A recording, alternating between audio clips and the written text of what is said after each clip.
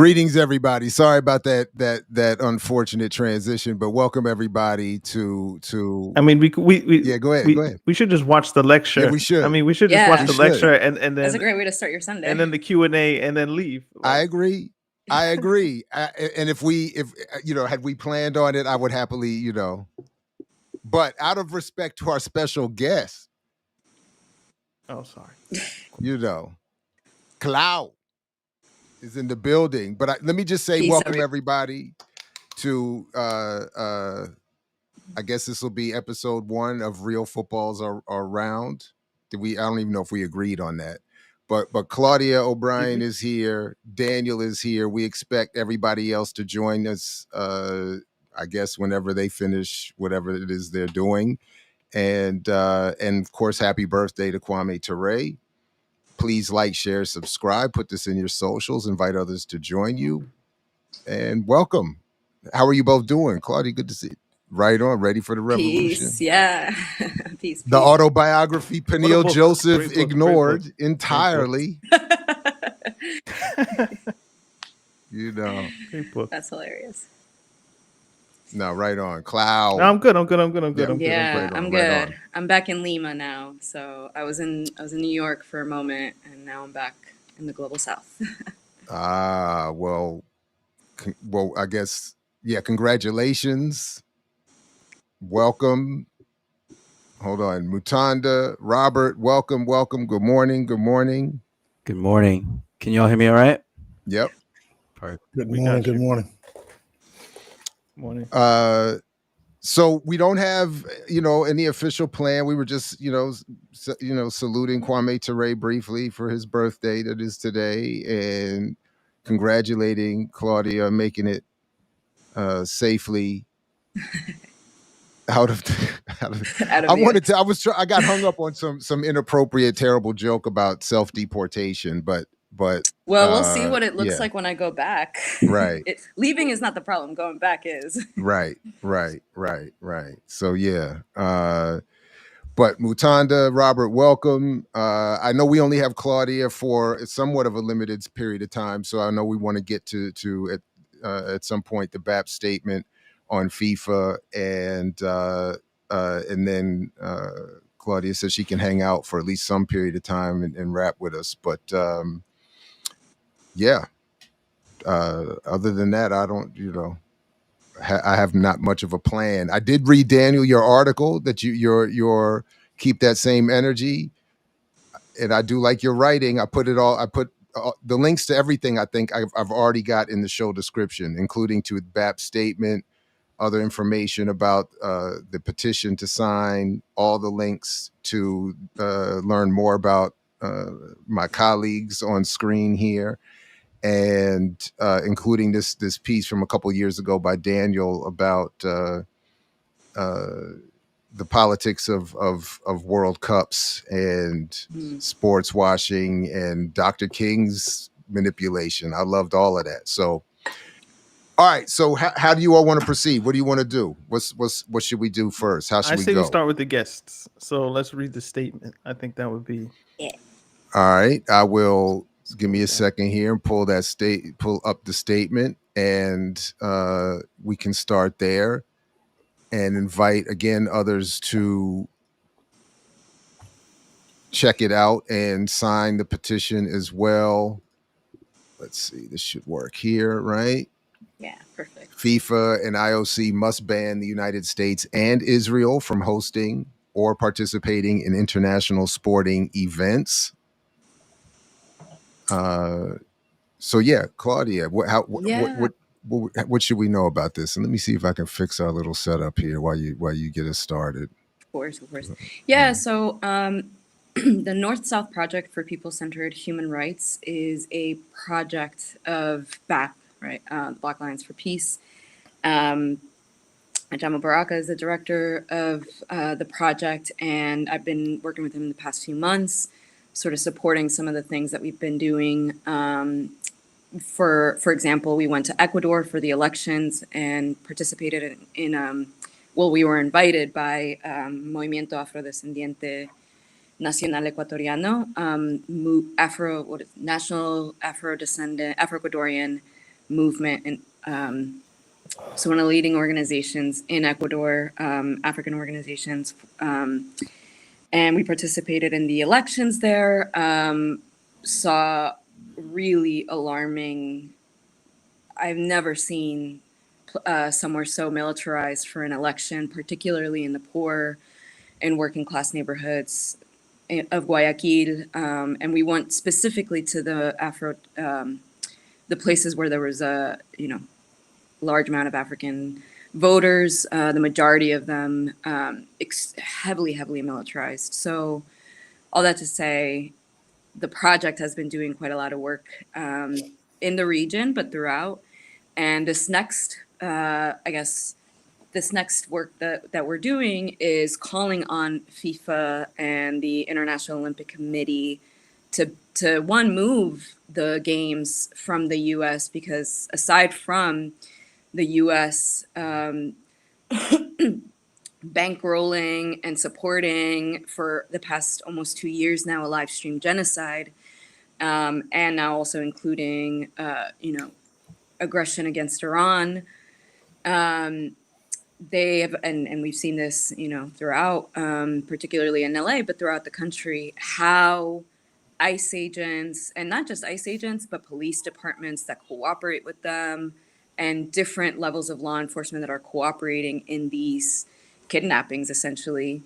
Many people that have had families taken away by ICE or by these law enforcement agencies haven't even been able to locate them through ICE, through the ICE database, or a very dedicated team of lawyers, and they still haven't been able to identify where some of these folks have been taken to, right? And of course, we know that ICE, even though it started in the early 2000s, before that was INS, right? Immigration and Naturalization Services.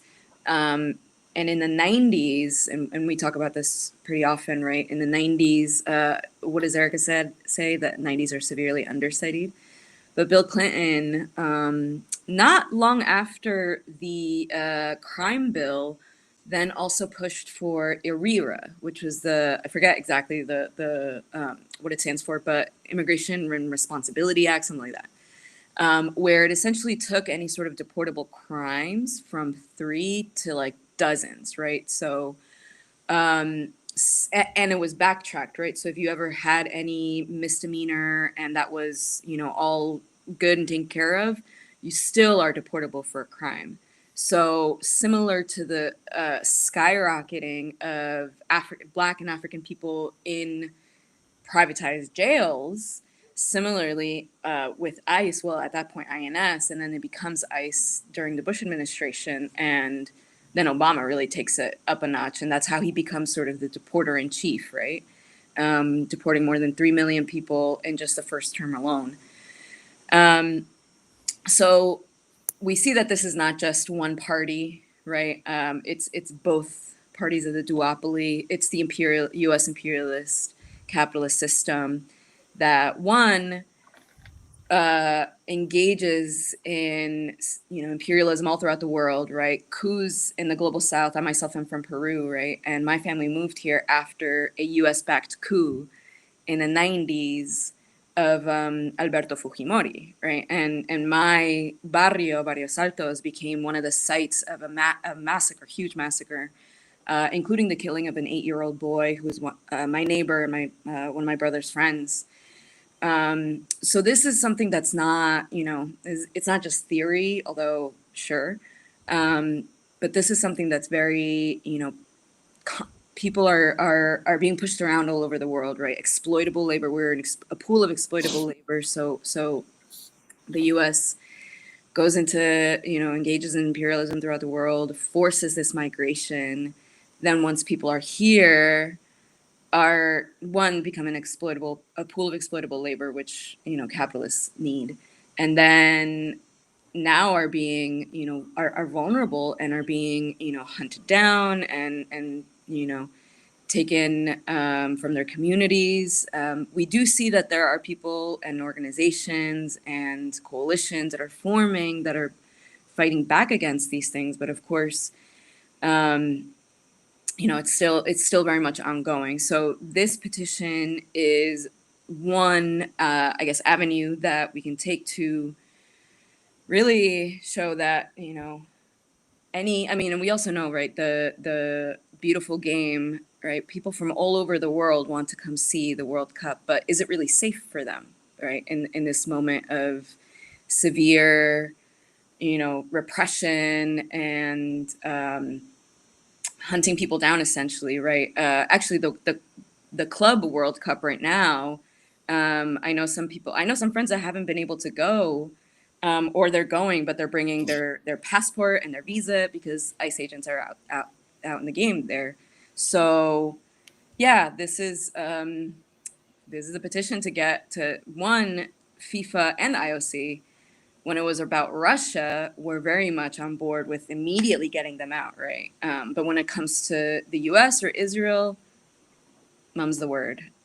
So this is one way that we are, hoping to, one, raise the consciousness of folks and being able to make these connections, right? That these things are not separate, phenomena, right? A genocide is happening that is being funded, rubber stamped by the U.S., who internally is also engaging in this war against non-European, non-citizens, right? So, yeah, this is, definitely one avenue that we're engaging in to raise these contradictions, and actually, eventually this, becomes what would be a boycott of the U.S. and Israel. So yeah. No, thank you for that. And fellas, anybody have any comments, questions, queries, conundrums, catechisms, etc.? And I also wonder, so I watched the travesty last night in the comeback allowing Honduras to beat Panama in penalties in CONCACAF last night in a game played at State Farm Arena in Arizona that looked empty. Mm-hmm. And I thought abnormally empty. And I know myself and our family, because we had considered going up to a game in Philly. I know other of my in-laws and have made similar choices elsewhere in the country to not go at all, just out of not wanting to incur any potential, and then also I wanted to become more aggressive in saying we shouldn't. If FIFA, if these games are going to be played with the support of the state and in its surveillance and incarceration of folks, then why should we go? We shouldn't go. Yeah. So, and we've seen this before, for example, in Brazil, right, where like literally favelas were cleared out to make way for stadiums that now are empty, right? But people were kicked out of their homes, right? And similar things are happening. I mean, we have comrades in LA and BAP SoCal that are engaged in the coalition No Olympics LA, precisely for these reasons, right? Because it's going to be pushing people out, some of the most vulnerable people out of our communities, in order to make way for these games that, they don't actually bring any, any revenue to the actual community, right? That stays within the, I guess, the elites of FIFA, right? I mean, reading Daniel's story from a couple years ago, predicting what's happening next year, if I could phrase it that way. And then Daniel, maybe you want to say a word or two about it. That's what the argument was in recounting what happened at the World Cup in South Africa, in Russia, in Brazil. Folks who don't have the benefit of centuries of imperialist conquest and accumulation are then forced to try to play catch up by further abusing their own populations, doing what you're just describing. And now they're going to be doing not having to do that necessarily here. They're going to use it, and Daniel points out one of my pet peeves, using Dr. King as a sort of liberal erasure. But yeah, anyway, that's just my. But if anybody, fellas, anybody, thoughts? I mean, I think the statement kind of speaks for itself. I don't What was I gonna say? Well, in terms of the hosting, I feel like the die is pretty much cast. I mean, FIFA picks who's gonna host FIFA Cups years and years in advance.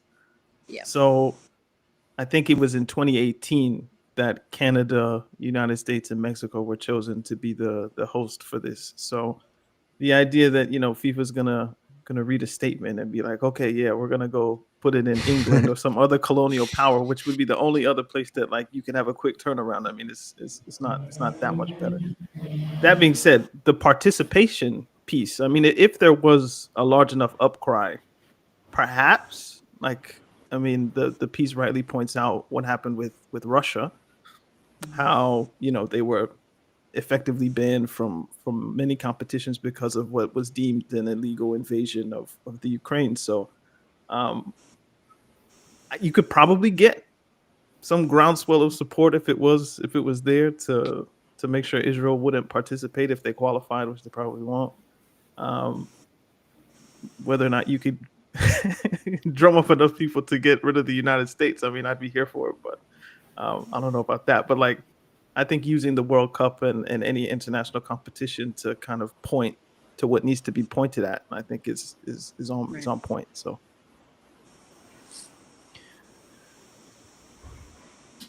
Well, don't you think that it is, in some sense, we've arrived at a point where the world of sports, in some sense, is the clearest 21st century version of the Cold War. I mean, this is clearly about capitalism versus socialism, as far as I can see. I mean, certainly the issue with Russia is, an example of exactly the kind of power that particularly the Western nations have over both the IOC and FIFA. And that power over both the IOC and FIFA is exactly the reason why this petition won't have any impact. I mean, this is we're taking a moral stance. What's going on in Israel is part of, the original notion of manifest destiny. And what are we supposed to do, right? I mean, this is kind of the classic case of how the United States works. Yeah. We've got, millions of people in the streets talking about no kings. But the fact of the matter is protests in the context of global capitalism is quite literally the last and only thing you can do to change this system beyond, doing something more radical. Mm-hmm. So I think, Robert, you can keep all that pessimism in Brazil, my man. Because I feel like this petition is going to be the spark that over the course of the next 360 some odd days in this country, at least, ignites a cry that links itself up to what I was just watching before we got started. What happened in Glastonbury yesterday at the festival? Is that Glastonbury? Glastonbury. My apologies. The Kneecap and salute. Bob Villain. I like both of these. I was going to say Bob Villain. Yeah. I've never heard of either of these groups before this morning. Bob Villain that's a dope name. It is. Salute to the name in and of itself. And Kneecap isn't a bad name either for an apparent hip hop duo or some kind of, I don't know exactly what let me not say that. They presented in the pictures like they might be a hip hop duo. But they were out there saying, and I'm just reporting, YouTube, Google, NSA, etc. I'm just reporting that the BBC even aired Bob Villain's call for not only from the river to the sea, Palestine will be free, and free Palestine, but also death. See, I hit mute by accident. Death to the IDF, and that all went out. Yeah. And that all went out on the BBC. I saw a clip of Yeah. that yesterday. Yeah. But to Jared's Yeah. point, I think that's right? Like, what is a petition going to do, right? We understand that in order to actually change anything systematically, right, we need power, right? And exactly to Jared's point, this is one way that it could be the spark to raise that consciousness, raise the contradictions of like, well, you did it with Russia, right? And you did it before with Germany and Japan and South Africa, right? And to actually build that power in order to, whether it's we can actually get a ban and redirecting, right? Maybe it's just Canada and Mexico. I also don't think that will happen. But then the next level becomes a full boycott, right? So this is, strategic, right, process. All right, this is just one step in that, but exactly to Jared's point is to be the spark to raise that consciousness of our folks. Something that's interesting is, unlike the United Nations, FIFA doesn't have vetoing, at least not in the same way. So, like, if there was an international vote at the United Nations, if you want to sanction Israel or something like that, well, the United States would just place its veto power on the table, and then you could have 180 countries out of the 200 and whatever. They could say yes, but it doesn't matter. FIFA, I think, does work on like a one-to-one basis. So if you did, there's drum no up security support, council in FIFA. There's no security council. Yeah. It's one-to-one, which is why like the power of the African bloc can get a World Cup in South Africa, or the power of Europe or whatever it could get you whatever. So like if in there the was enough support to be like, country hey, in Africa, but like we want to ban Israel, perhaps. Hey, like it's not unreasonable. And because I saw Renee in the chat, please everybody check out Saturdays with Renee from yesterday with Musa Springer and on Black Liberation Media, because in particular because of the perfect juxtaposition between what they were talking about in terms of the whackness of Beyonce and other celebrities in terms of being used by or used to promote a misleadership class. We see artists elsewhere doing the exact opposite. So I think, in terms of Kneecap and Bob Villain. But it also is a reminder that Mutanda, a lot of folks want to hear from you, bro. A lot of folks are happy to see that you've joined us this morning. So let me stop cutting you off. You get Good morning, Claudia. Thank you for being here. And it's good to see you all. The only thing I was going to say is there is the court of public opinion matters to some degree in terms of pushing that needle forward. And Claudia, you spoke about, like, of course, the reality of what this petition can do relative to the size of the task may be minimal, but it's all about continuing the movement. What I would add is I do think we're in an interesting place where certain things are being said about the state of the world that may not have been said in the past in the places they are being said. For example, Glastonbury. For example, obviously social media, the very public condemnation of Israel, of the U.S. is in the U.S.'s role in it. And I'll give you this example here in Seattle at a Club World Cup game. The Seattle Sounders supporters group, I think it was before the game against PSG, and there's a photo that can back this up. Maybe Jared, you could search for it to pull it up. But like, I wasn't at that game, but there's a photo of tons of people holding up the Palestinian flag, right, in the Seattle Sounders supporters section before the match against PSG. I'm not sure that would have happened en masse in years prior. There you go. So that's a lot. Actually, it's a lot. Nor would it have happened in an MLS game. Right. I'm not sure about that. Wait, It's isn't the officially, Seattle Sounders MLS? Yeah, but, I'm but sure this about is not that. an MLS tournament. It's not a, yeah, but that's some, but okay, but they did it. The point is, the people, I think it's becoming clearer and clearer that the people, the vast majority of people, are on the right side of history here. And to whatever degree, I hope it's starting to grow, but to whatever degree that makes FIFA and all these governing bodies uncomfortable, then that's fantastic. I think that's a good thing. So I applaud you all, Claudia, with that. Obviously, I support that, and that's where I think that does matter, because the conversations we have are also ways in which power is solidified, and I do believe conversations are shifting. Yeah, yeah, absolutely.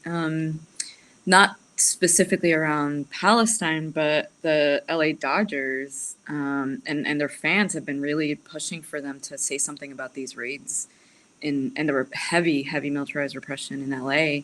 I heard the Dodgers did support, to a relatively speaking, they were supportive of immigrants not being harassed by ICE and allowing them some refuge. Maybe I misread that or heard that, but I heard some sort of.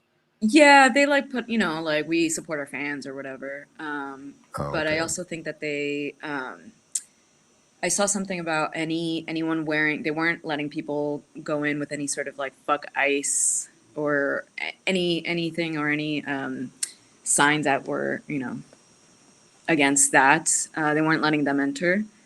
But for example, if you had like a MAGA hat on, they would let you in. I did not verify this, so it's hearsay. But yeah, I mean, I also think that a lot of these clubs and they're gonna realize that they're losing money if these seats are empty, right? So at the end of the day, it's like, well, capitalists are gonna capital, right? Like they're gonna just want to follow the money, and if it's not financially viable, would they reconsider? And so maybe that's a thing, right? Again, considering the a petition, to FIFA and IOC, like, will they even really listen to it? Maybe not, but they might listen to a boycott. Yeah, I mean, it's if really I could link it interesting with 'cause the I'm sorry. go ahead, Robert. Go ahead. No, I was I was just just gonna gonna like say that link it. I was gonna link it to the beginning with Kwame Ture, where like they asked him about Dr. King and nonviolence. He was like, Dr. King made an assumption that nonviolence, if you suffer, that it will change the hearts of the people. But Ture said something to the effect of like, in order for nonviolence to work, your opponent must have a conscience, and the United States has none. And I can kind of say that with FIFA or with the IOC, like a moral Yeah. appeal, as Robert was kind of going to, like, it's good to drum up support within the masses of the people, but like for those in power, as Claudia says, like they have to have a conscience, and they don't have one. I mean, Gianni Infantino, he has no conscience. Like he's willing to do anything. So, Yeah. But it's really interesting in the you may remember this in the, I think it was like during or before the Qatar World Cup, Infantino, and I'm paraphrasing the quote, but Infantino came out publicly and said something along the lines, and I'm not going to remember it exactly word for word, but he said something along the lines of, I am a worker. This is during the quote unquote worker exploitation that took place in Qatar to build the stadiums. He said, I am a worker. I am LGBTQ. I am, Yeah. I can't today I remember am gay. Today Today, I am a worker. Yeah. Today right? I am black. Today he did the whole thing. He did the whole He thing. did the whole thing. Yeah. Now, the reason I'm bringing that up, is because just from a practical standpoint, right? The man is shameless. One, I don't think, because of the amount of money that's involved with the World Cup in the United States already, just from sponsorships, there are tens of millions of dollars already flowing, right? Forget about ticket sales and that kind of stuff. But I do think that it is more than feasible to get Israel barred from the World Cup. Definitely. I don't think it's feasible to get the United States barred. But I think it's feasible to potentially get Israel barred. Now, whether that's, again, all this is speculation, right?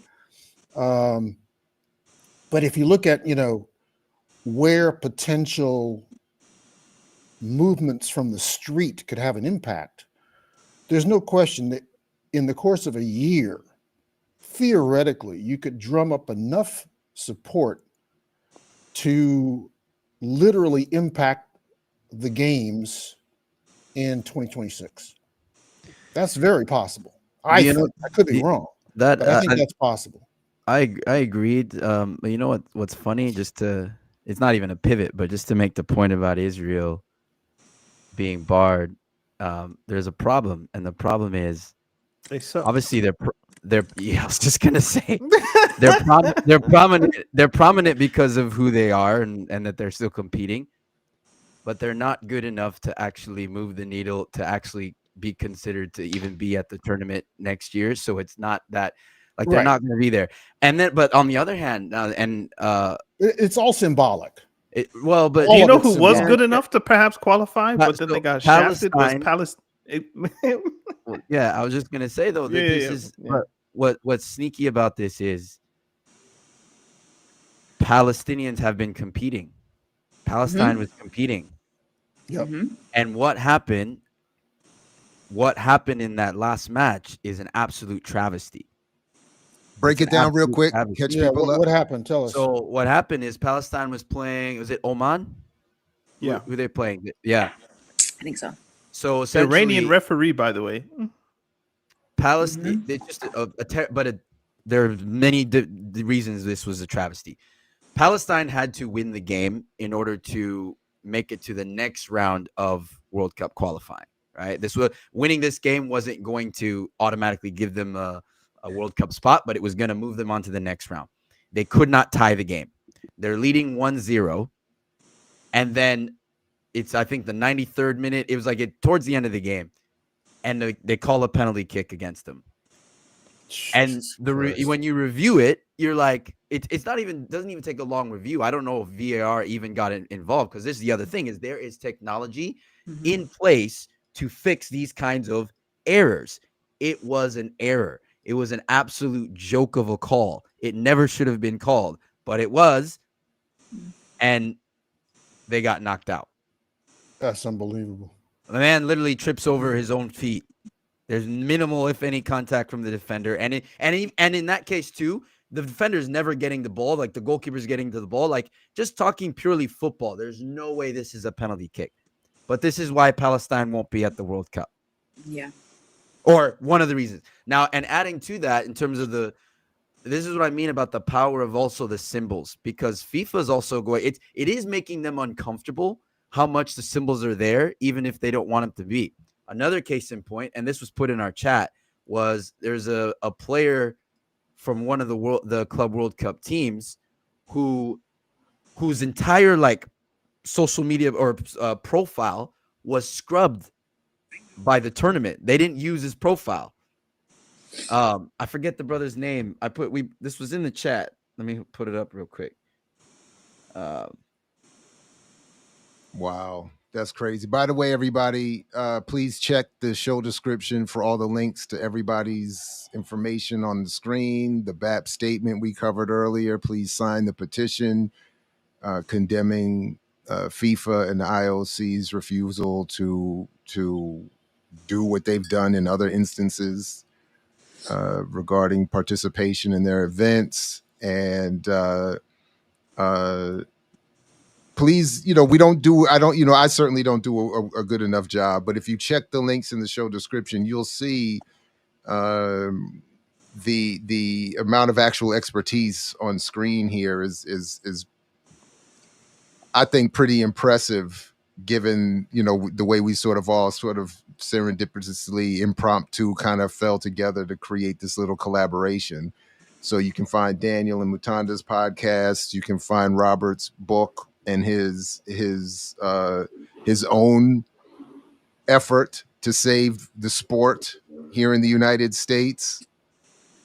We should come back and talk about that, and even maybe debate that. Should yet another black man be falling on the sword to save the United States again? Again, Robert? We should definitely Was revisit Crispus that Attucks issue. not enough, Robert? You know what I'm saying? We gave already. You know. Yeah. Mutana, did you find the name? Yeah. Hussein. Clau doesn't know that story, so we should bring her up to speed. Apologies if I don't get his name right, but We can come back to go ahead. Hussein El Shahat, but it's a player from Al Ali. And so originally what happened was he removed. I'm reading from a social media post, but they removed the promotional images of the player after noticing that he was wearing a Free Palestine bracelet. In his, how the players all do these, the poses that they use to promote the tournament and their teams, etc. And then there's a player who scored.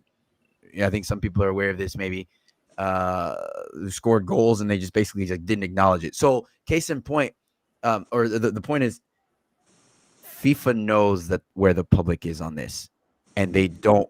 But what does it say? So this is where I think the power goes. It comes back to what we were talking about earlier with Claudia and the statement and all this. If this entity is going to do what it's going to do, what does it say though about the fact that they're still going out of their way intentionally to remove any semblance of symbolism related to Palestine? It means that it bothers them. It means that it irks them. It means that they know that if we let this go at all, it's going to be crazy. Can you imagine if any of the stadiums, or if they allowed it, right? You can picture these meetings. They're like, we can't have these stadiums turn into for example, like the Irish stadiums are. Yeah, when they got all those flags and they're Lizzie's chanting, in a box. Lizzie's in a box. The Celtic games are no joke. Celtic games, they don't want that. Celtic too. That's right. That's in Scotland, by the way. So, to some degree, that's power in the people, right? It's not enough. We know it's not enough. Unfortunately, it's not stopping the bombs on Gaza, but it's something that we can continue to do. Yeah, I mean, I'm often conflicted over what practical things can be done. What are we supposed to be doing over here? Yeah. And in terms of overt discussions on YouTube, I mean, what more is there? What more can we advocate?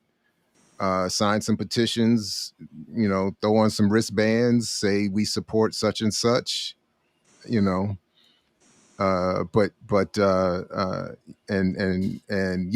encourage that vibe to keep continue. Speaking of which, I did pull this up. If I can just quickly show a little bit of what we were talking about earlier. This is from Bob Villain's Glastonbury. Wow. Yeah, because that's what it might look like at World Cup and Club World Cup games if they're not careful. I mean, listen, I'm happy to be corrected here, but like I'm not sure of another time when it's been like that in the public sphere to that degree, like with this issue. I mean, I'm not aware. I don't think we've ever seen sort of a public shift like this, and I am, where my pessimism always comes in these moments is what happens to that energy? How is it dissipated? For sure. And in this country, it often ends up in, just another vote for a Democratic Party, corporatist. So that's why, even where, Robert, on some level, it's not that I disagree with some of your fundamental concerns, but this is ultimately why I do, support what Claudia is here to represent and encourage, because again, in terms of overt public conversations, no, I agree with you, Jared. I mean, I'm totally, in sync and vibing with the idea. I don't want to come across as being pessimistic. I do think that a year is a long time, and in theory, a lot can be done in a year. The fact that we had, just by way of example, we had a huge outpouring of support, quote unquote, post George Floyd, right? We had now recently, a couple of weeks ago, this No Kings protest. The question is whether or not something can be structured in anticipation of World Cup 2026 that has staying power to at least last for that month, in terms of its impact. And I guess that's the Well, I question. know of at least one small effort among a small Black journalist collective. I believe that will emanate out of Baltimore, whose goal it is to at least use the World Cup being here in the U.S. next year as a way to call on. I believe their effort is to start with calling on the Black press to start using the presence of World Cup games in cities across the country to raise contradictions about how Black people are treated in those communities. I'll definitely tap back in with them and see how that's evolving in terms of the year, that we have out. But I think at minimum it would be, I don't know. I would think it'd be cool if the stadiums were empty and there were more people outside protesting than inside watching the games. I think that'd be pretty cool. And to the extent that folks, to the extent that that's something I would want to encourage, particularly among those who are more on the ground organizing and in spaces doing that work. Like, I think that'd be pretty cool. Yeah. And we should encourage, family and friends not to go. Yeah. Sorry. Go ahead, Clau. No. I was just going to say, to your point, how you sustain this is through organization, right? These aren't just like, there's always going to be, sort of organic eruptions of protests and stuff, but how that work is sustained is through organization, right? So joining revolutionary organizations that are able to push some of this work forward, right? With ideological clarity.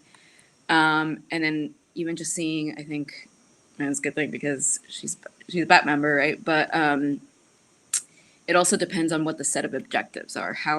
What exactly is it that, the work you're trying to do is pushing forward, right? And then being able to build with other folks, right? So I mentioned before that the BAP SoCal is involved in the Olympics LA, right? Which is a coalition of organizations based in LA and the surrounding areas that are working around raising the contradictions of what bringing the Olympics would do, right? This is to me, it's not happenstance that this heavy repression and militarization is happening a year out, or when is it 2 years out from when the World Cup is supposed to be, Olympics is supposed to be, and then next year the World Cup, right? Like we've seen this play out before in places where there's going to be these big, massive international sporting events, right? That they need to clear out the land first, right? Which means pushing people out, which means heavily repressing any sort of resistance to that, right? So I say that, all that to say that in order to actually move this forward, you need organization, right? And you need to build a coalition with other organizations that you can bring into the fold, right? And push the objectives that y'all have forward in a strategic manner. So at the end of the day, it's organization. That's what's going to actually, push this thing forward. Yeah, it's really interesting you're saying that, Clau, because here in Brazil, the preparation leading up to World Cup 2014 and then the Olympics in 2016 was mind-boggling in the context of what organization could not do. I mean, there was very little. I mean, Brazil is obviously a radically different set of circumstances than the United States. But in terms of grassroots organizing, there was quite literally nothing that could be done to stop the machine from doing what it wanted to do, you know? And obviously you've got, a radically different set of circumstances politically and socioeconomically in Brazil than the United States. I think it's a lot easier to organize in the United States than it is here. But, that said, I think one of the things that distracts us are these, for lack of a better way to say it, these floating notions of the nation state. Because the fact of the matter is that we have elites in each of these nation state enclosures that are incredibly connected. And so we often get distracted about, talking about Israel or talking about the United States or Brazil or whatever country it is that we're talking about, because the fact of the matter is those nation state labels are distracting from the real power relations that are at, the top of the organizational pyramid. The nation state is really just an enclosure mechanism to thwart organizing from the bottom. And so that, that becomes a challenge as well, right? Because the nation state of the United States, even though we think of it as something concrete and quite material, is not. The nation state is ephemeral. It is a floating, non-substantive, non-material reality. It's just an idea. And the material forces of those individuals at the top that drive the nation state concept are basically there regardless. So I think that's a challenge. There's a conceptualization challenge of, how we organize, because there's a mythology surrounding the whole concept of the nation state that I think thwarts organization and undermines, the ability to mobilize. Absolutely. Claudia, tomorrow there's a press conference. Did I hear that correctly? That's going along with the distribution of this? There will be press release. Press release. Okay. Yeah, I'm not sure that there's a conference, but yeah, press release will be going out, and all the socials. I think we already have a graphic on our Instagram, but all the socials will include more of a rollout, right? So we soft launched on Friday within our membership, right? This is sort of part of being on here is part of that to get the word out, and then this week is going to be. Specifically tomorrow, more of the formal launch. And then we'll be working on getting the petition out in multiple other languages as well, so that it's, readily accessible to anyone. It's already in Spanish, I see on the page, so that's cool. Yeah. You need a Portuguese version too, right? Yep. Yeah. Let me ask you a question, Clau. I'm not sure how much time you have, but one thing I do want to plug with respect to the sport is that the quote unquote league that I'm interested in launching in the United States is a league that has as one of its primary objectives education and consciousness raising exactly about these kinds of subjects. Mm-hmm. And the clubs that I'm quote unquote projecting into the marketplace as I speak to you are clubs that are at least theoretically platforms for local organization for exactly this kind of mobilization. So I want to make that clear. And I'd like to, open up a dialogue with you and BAP just along those lines. And for the audience, just to get an idea of where we are in this process, because it's very early on in the process. you can go to urbanrefugee.myshopify.com to follow what we're doing. It's in the show description, the link that Robert's describing. Yeah, does BAP have a sports Not what yet. is committee, sporting committee, Not yet. a sports anti-sports washing committee? Yeah. Is Klau's contact information also in the show notes or no? I don't think so. No. Yeah. Maybe you can. I can. connect us I can. afterward. Yeah, I'll connect afterwards. Okay. Everybody. Yeah. No, that sounds great, and exactly the kind of initiatives that are needed to make these interventions, right, and to save the beautiful game from capitalism and imperialism. Yeah, that's the basic idea. Exactly. Yeah. No, I mean, I grew up, here in Lima, and then moved to New Jersey. But my grandfather, I'm sure other generations too, like, we're hardcore Universitario fans. So, like, I grew up in this, Peru never makes it to the fucking World Cup, and if we do, it's Guerrera that's getting cocaine tested. Oh, damn. because we drink coca tea, and apparently that's a thing that you can't do. Claude, that does know, suck. And you do have to fly. You have some fly uniforms too. That sucks that they're not. Mm-hmm. Yeah, but anyway. Yeah. So Do you know this this Peruvian sports writer and podcaster and influencer named Echevarria? No. But I need to clearly yeah, need to look into it. I don't know where he's coming from politically, but he just launched a book. He wrote a book about Maradona, which he's now hawking all over the place on social media.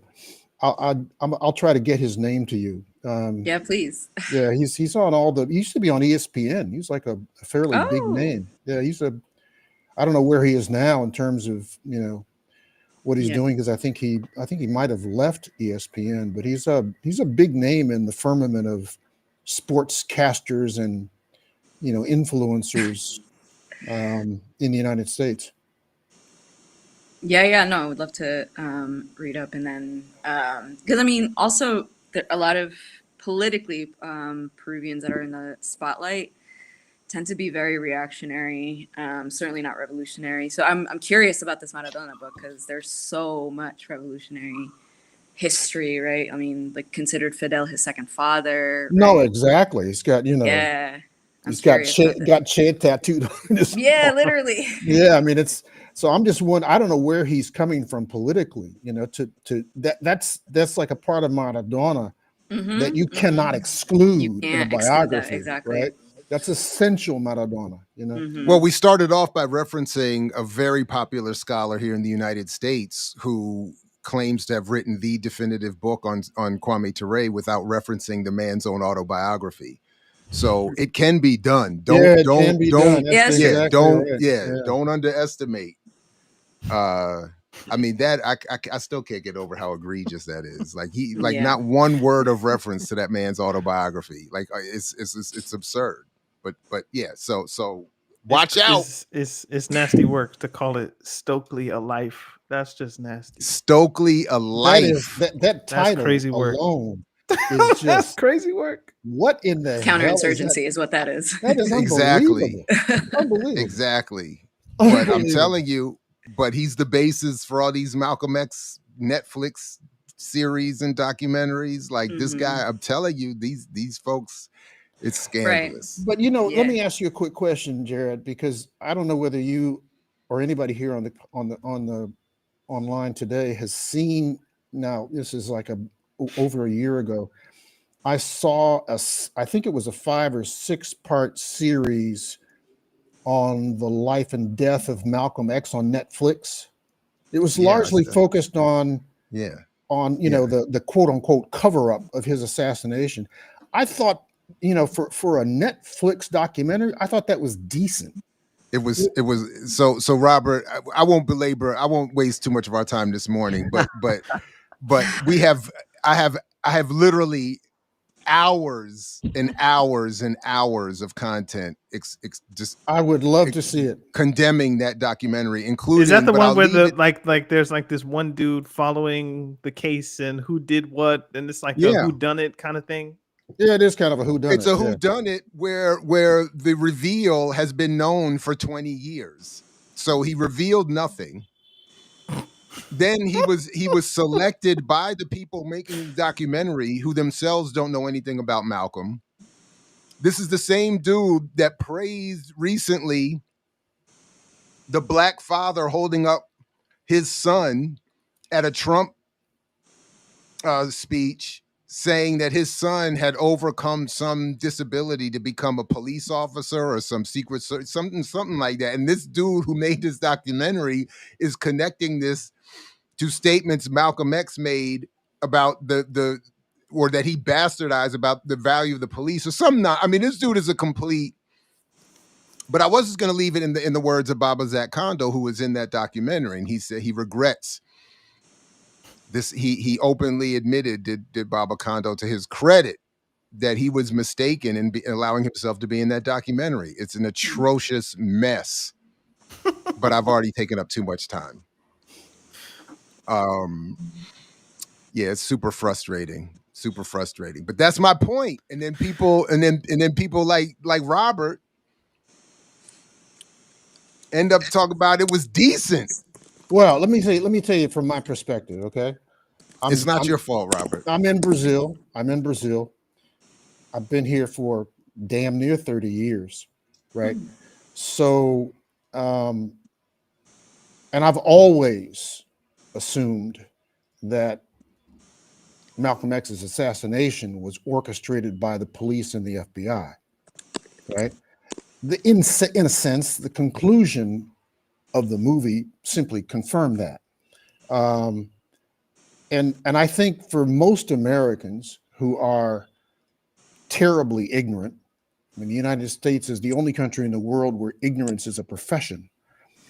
I think that message got across fairly clearly that there was some shenanigans going on in terms of not just the assassination, but the cover-up. So, you know, but it was ultimately a brother from Newark who did it all, and I've discovered that, and I've revealed the big reveal. But look, we don't have time. Listen. Before Claudia, I want to give you. I know you got to run. I'm going to give you your final word. But this was just shared a few hours ago, or within the last 22 hours, from the Shabazz Center. Okay.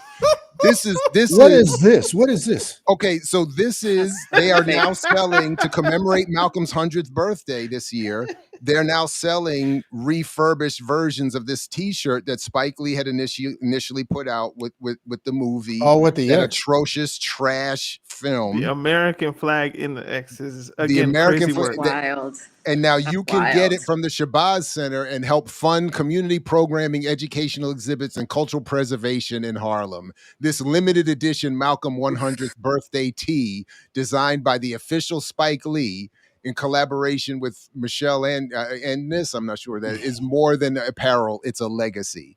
This is amazing. Oh my God. Oh, keep reading right. though. Keep reading.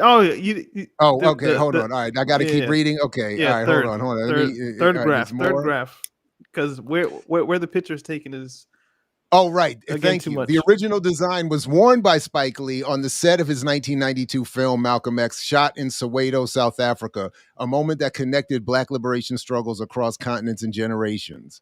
Now it's reissued in honor of Malcolm's centennial. This tee lets you wear the movement while giving back to the mission. That's some heavy stuff. That's some heavy stuff. And again, drifting. as Candy Andrews reminds us, in the film, at the end, when you see Nelson Mandela reading Malcolm X's speech, you do not see Mandela saying, "by any means necessary." They cut to Malcolm saying that, and you're meant to see that as an honorific to Malcolm, but in reality, it's because Nelson Mandela said, "I will not say that on camera." So it's a liberal washing on top of a liberal washing. And now yet another generation of a liberal washing of Fast forward to Malcolm. 2010, when the South African government decided that they needed to clear the streets of those people that would live in Soweto. So, for the World Cup. For the World Cup. Exactly. Perfect. Circle back to where Claudia had us begin, and unfortunately for you, at least, you got a wrap for today. But go ahead, Clau. Yeah, no, just thank you so much for having me on and talking about this petition. Again, people-centered human rights project of Black Alliance for Peace is launching this petition formally tomorrow for the FIFA and IOC to ban the United States and Israel from international sporting events. The petition, it's going to be a while of just getting, ideally this is hundreds of thousands, if not millions of signatures. But beyond just getting signatures is building the momentum and being able to build on the ground to carry this work forward. So yeah, I just really appreciate, the work y'all doing, and give me a few minutes to talk about this.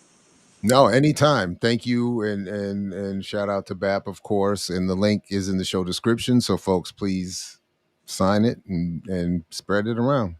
Thank you very much. Appreciate Anytime you want to come back, come on back, Clau. I was going to say we should get Clau back at some point. Whenever, anytime. Yeah. Permanent invitation. I'll let you know next time we organize, get ourselves together. Copa Libertadores. I could do a little something about that. All right. Perfect. There it is. All right. Peace, All right, y'all. see you. Peace. Thank you. Thanks a lot.